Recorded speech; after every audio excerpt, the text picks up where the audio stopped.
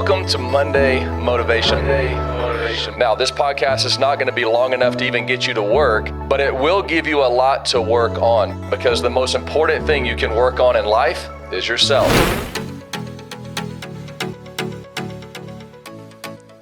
Hey, welcome back to Monday Motivation. And this season we're calling Life is a Climb.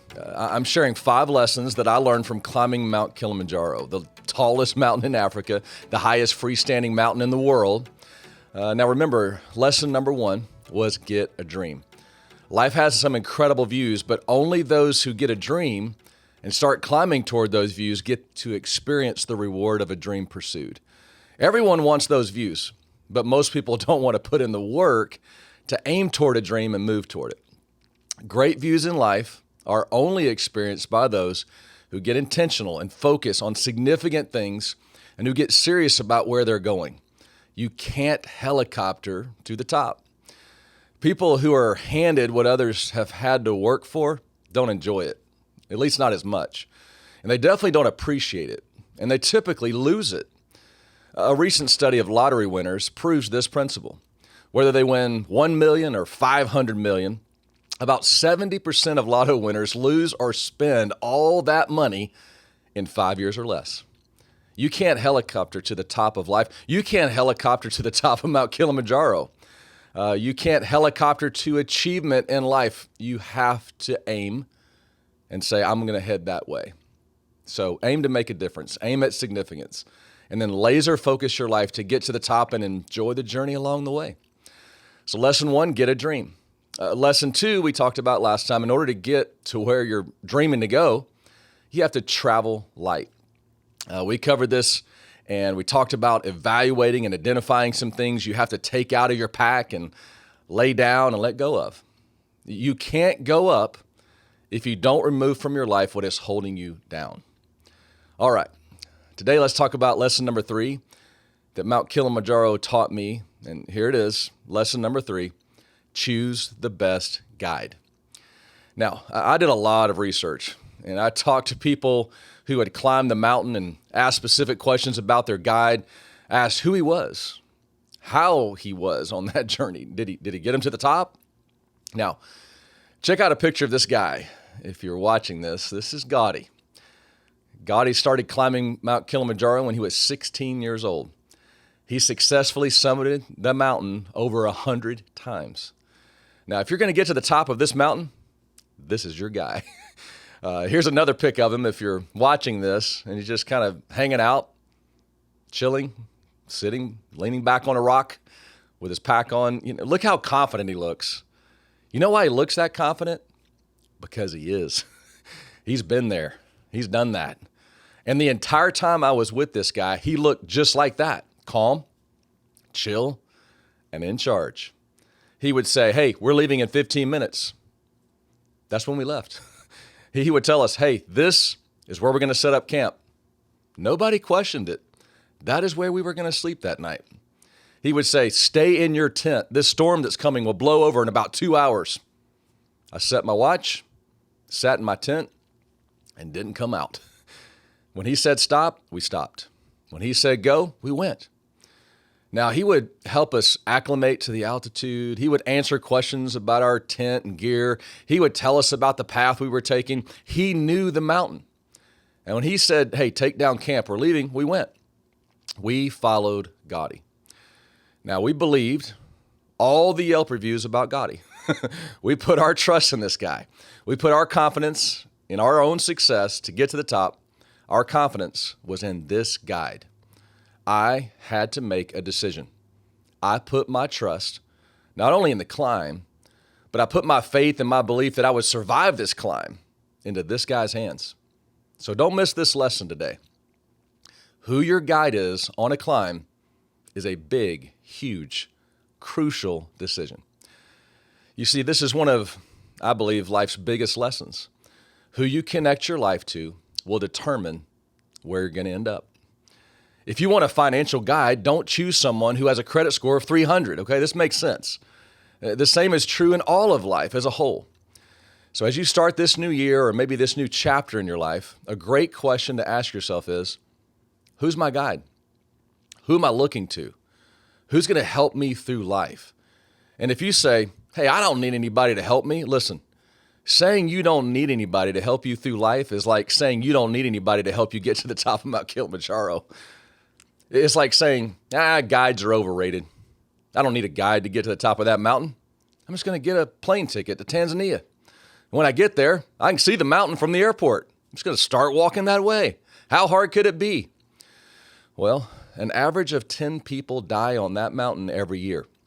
Now, the odds of dying are low, but getting to the top is a challenge. Less than 40% of people who attempt the summit actually do get there.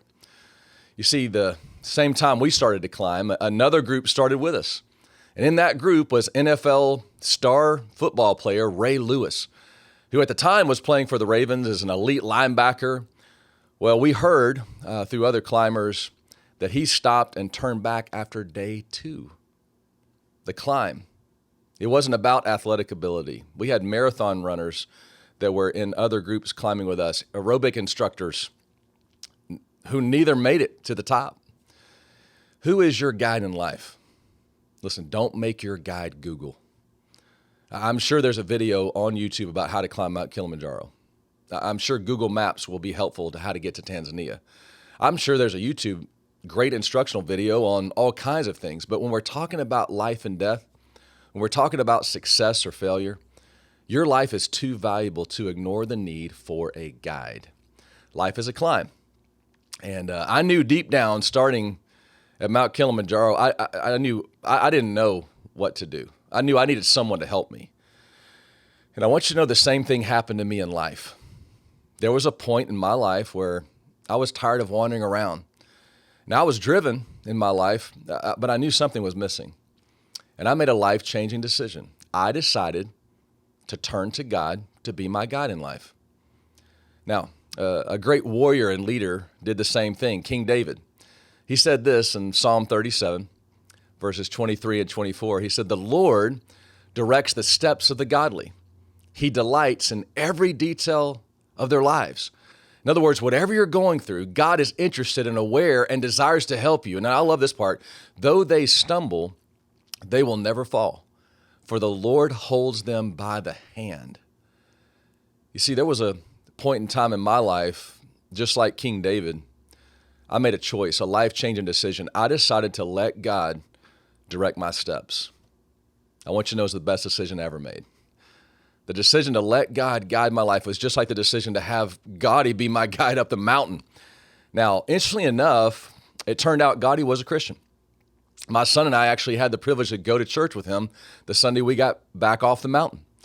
It was just a simple open-air building that was packed with beautiful, sincere people who were just full of joy and love. Man, it was an awesome experience. Listen, don't be flippant about who your guide is, and don't miss this lesson. Gotti is the one who got us up that mountain. Now, here's another picture. This is Gotti singing to us after a long day of hiking. And you can tell the only light is that little light in that tent that we all gathered in to have our meal before we went to sleep and collapsed in our sleeping bags. Every night, Gotti would sing us a song that his mom taught him in his native tongue. And Gotti could not sing, but you would hear his heart in his voice. And it was so comforting for some reason after a long day. You were like, "Hey, Gotti, do another one." When he got done, we would always ask, "Hey, Gotti, what is that song about?" And he would always say, "It's about God's greatness and his power and his love." No matter what the song was, he said, that song is thanking God that he is with us and thanking God that he is guiding us. So, okay. I get how Gotti got you up the mountain, but how does God guide your life every day? Well, check out this verse, Psalm 119, 105, written by the same great warrior and king and leader, King David. It tells you in this verse a big clue about how God speaks to us. It says, "Your word is a lamp to guide my feet and a light for my path." You see, when I became a Christian, somebody gave me a Bible, and they told me it was God's travel guide through life. Oh man, I was relieved. I was so glad there was an instruction manual for life. I was so glad there was a book that tells me how to be a good husband, how to be a good dad, how to be a man, how to be strong and courageous, how to treat people, how to be nice, how to handle conflict, how to help other people, how to help me through everything life throws at me. Now, I promise you, if you struggle with it, the Bible talks about it. Money, parenting, business, priorities, how to use your time, how to say no to temptation, how to say yes to the right opportunities, how to get over your past, how to get hope for the future, how to get peace today. It's all in there. God's favorite way to guide our lives and speak to us is through His Word. My grandmother, a great woman of faith, used to say, when you open your Bible, God opens His mouth. I cannot tell you how many times when I've been struggling with a decision or something in my life, an everyday struggle, that I've opened my Bible and God spoke to me. God's always speaking to us. He always wants to guide and help us. The question is, are we listening to the guide? See, two things will keep you from listening to your guide. One of them is pride. Nothing chokes out God's voice quicker than pride and arrogance. What is pride?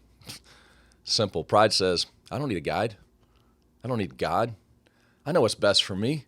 I know what direction I'm going to go. I don't need Him. I don't need God to direct me. What a dangerous way to live. If you don't listen to the guide on the mountain, the climb is going to be difficult and you will not get to the heights you could get to. Pride will keep you from listening to your guide. You know what else will? Distractions. There's so much noise today. Whether it's social media, TV, news outlets, so many voices, so many opinions, so much emotion. You know, there were times when God, He would tell us, hey, we've got to move. And there were some guys in the group that would come to me privately and say, we don't want to move. We're tired. And we should do this instead. And they would start to complain or grumble or, just speak against Gaudy. There's always going to be distractions like that. Well, what does God know? The Bible is so last century. What is a relationship with God going to do for you? Choosing a guide cuts through the two enemies of your success, pride and distractions. There's lots of noise. Decide the voice you're going to listen to. I don't know what's best, but my guide does. And on that mountain, on Mount Kilimanjaro, there were 12 opinions on all kinds of things. But my guide is the voice I'm going to listen to. I really thank you for sharing your opinion.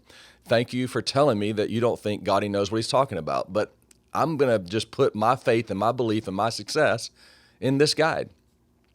I'm going to listen to Him. Now, I hope that you do the same in life. I hope you're going to be still and listen. If you're always on the go, you're not going to grow. So here's the bottom line. Better get the best guide you can. Then choose to follow Him. You see, every morning on that mountain, I would get out of my tent and I'd look for Gotti. I wanted to know what the plan for the day was. I wanted to hear His voice before I talked to anybody else and how they slept and what they thought about and how they felt that day. The best practical advice I could give you to end this episode, take time every morning to see what God is doing, to listen to what God is saying. Some people call this a quiet time. That's a good name for it because you're deciding to be quiet, to be still, to shut out all the other noise and listen. Take a deep breath. Play some worship music. Read a chapter in the Bible and pray. Talk to God. Then just be still. See what God brings to your heart. So many people miss the best views in life because they don't take time to listen to the guide and they're just wandering through life. Pay attention to someone who's proven that they're worth listening to. Who your guide is matters. You can't hear God if your mind is crowded. Worries, plans, activities, always looking at a screen, always adding to your already crowded list. So here's your assignment. Eliminate the distractions, take a deep breath, be still, and pay attention. Have a daily time with your guide. I have a daily time with God. Focus on what He's telling you. And as you follow Him, you'll elevate your life. And you're going to get to heights that weren't possible before, but now anything is possible because you chose the right guide. Thank you so much for joining us today on Monday Motivation. Be sure to like, subscribe, and share with a friend, and we'll see you next week.